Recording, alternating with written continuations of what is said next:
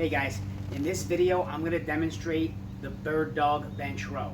Okay, so when we perform this exercise, right, there's going to be a lot of instability with this exercise. All right, we're going to perform this on the end of the bench here. All right, this is the way we get set up. All right, put this kettlebell on the ground here. All right, now there's only going to be 2 points of contact. All right, opposite leg, opposite arm. Right, if I'm going to be position with my left arm on the outside because I'm going to be rowing on it, and then I'm going to have my right arm planted, all right, and I'm going to have my left knee planted. All right, I want to keep my back nice and flat. All right, so we got a very narrow point of contact here. All right, now what I'm going to do here is I'm going to kick this leg out as I bring this kettlebell up. Back stays nice and flat, leg fully extended, and I'm going to row. Go through a full range of motion, trying to keep the back nice and flat and staying balanced.